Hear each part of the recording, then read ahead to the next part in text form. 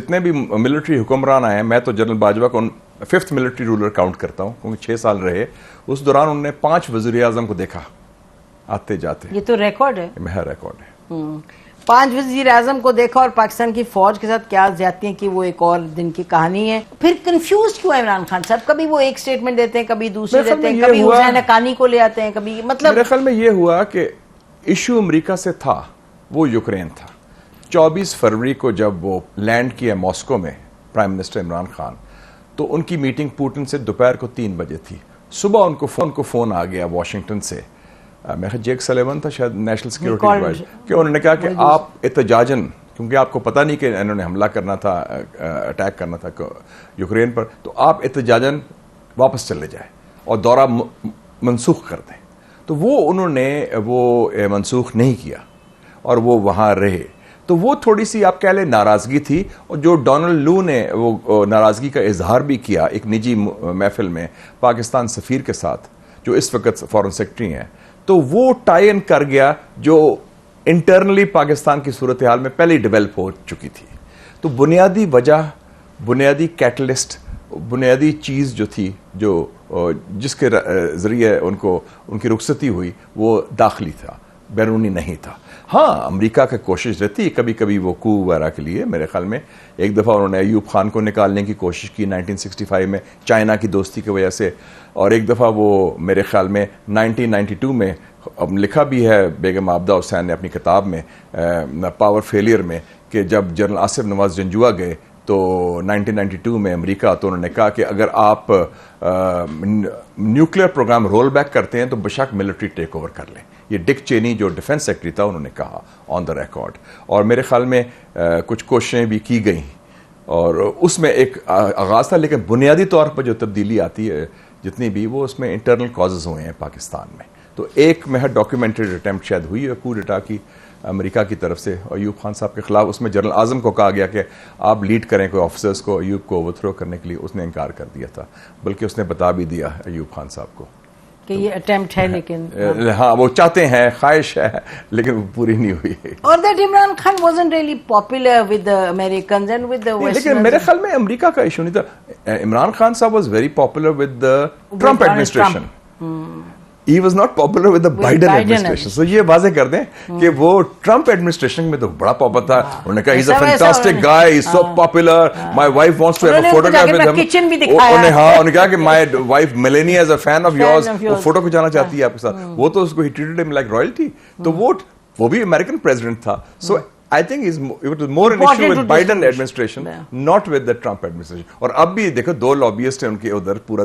और मैं उस दिन गया, अमेरिकन एम्बेसडर का इफ्तार था, तो उसमें पीटीआई की क़यादत भी थी और पीडीएम की क़यादत भी थी, और सारे इकट्ठे बैठे थे एक टेबल पे, और नमाज भी इकट्ठे पढ़ी उन्होंने रोज़ा खोलने के बाद। तो मैंने नमाज के बाद बातचीत करवा देनी थी दोनों मैंने उनको कहा, अमेरिकन एम्बेसडर को मजाक से, मैं क्या कोई गवर्नमेंट ऑफ नेशनल यूनिटी तो नहीं बनवा रहे आप इधर ही, क्योंकि ये वैसे तो गुफ्तगू बाहर नहीं होती, लेकिन आपकी टेबल पर तो हो रही है। अच्छा, वेरी इंटरेस्टिंग। सो तो फिर लेकिन confusion doesn't help Imran Khan साहब। कभी वो एक बात कहते हैं, कभी वो एक तवातर के साथ कंफ्यूज हैं इस मामले पे, अनफॉर्चुनेट। मेरे ख्याल में उसमें कुछ उन्होंने और भी कंफ्यूजन की है। मेरे ख्याल में कौमी असेंबली से इस्तीफा एक हिमाकत थी। इतना बड़ा प्लेटफॉर्म आपने छोड़ा। आप सारी सियासत इसलिए करते हैं कि आप असेंबली में आए और असेंबली के जरिए पावर में आए, वो उन्होंने छोड़ दिया। फिर आपको 70% ऑफ पाकिस्तान पर मुकम्मल कंट्रोल था। पंजाब का सूबा खैबर पख्तूनख्वा, वो आपने सिल्वर प्लेटर पर, तश्तरी पर उन्होंने उनको अपने मुखालफिन को हैंड ओवर किया।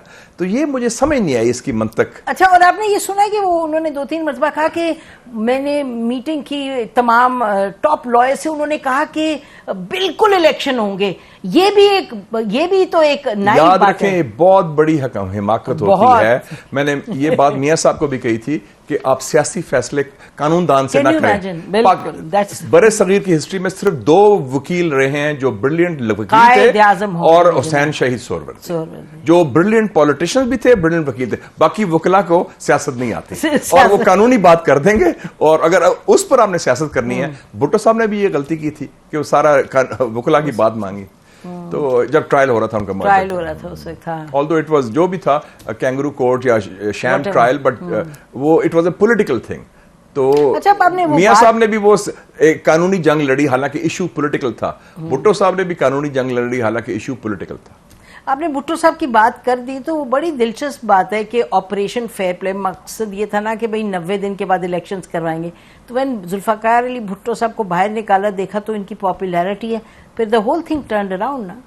देखें जी, मैं जिस दिन ये तब्दीली आई है ना, मैं उसका शाहिद हूं। 8 अगस्त 1977 को भुट्टो साहब रिहाई के बाद लाहौर आ रहे थे। मैं उसको स्टाफ कॉलेज में अपना जो ऑपोजिट, मैं मेंबर फैकल्टी था, फॉरेन सर्विस ट्रेनिंग दे रहा था।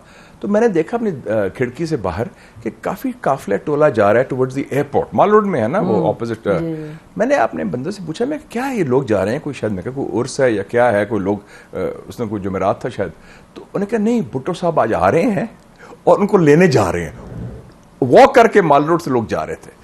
मैंने अपने भाई साहब को फोन किया जो बड़े पक्के जियाले थे पीपल्स पार्टी के, मैं क्या चलते हैं भुट्टो साहब को लेने।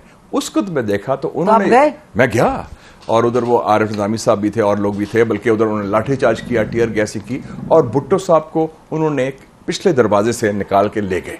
फिर हमने कहा कहाँ लेके गए हैं? उन्होंने कहा जी वो सादिक हुसैन कुरैशी का घर है शादमान में, वहां लेके गए हैं। इनके चचा हैं शाह महमूद कुरैशी। हाँ जी, इनके रिश्ते है। तो वहां वो साबिक चीफ मिनिस्टर भी थे, तो वहां गए, वहां भी मगरिब होने वाला था, अंधेरा भी। तो उनके लॉन के अंदर लोग इकट्ठे हुए थे, जिसमें मैं भी था, और भुट्टो साहब बैल्कनी से निकले। उन्होंने एक बात की, I think which sealed his fate. उन्होंने कहा मैं बताना चाहता हूं कि PNA और PMA काकूल में कोई फर्क नहीं है।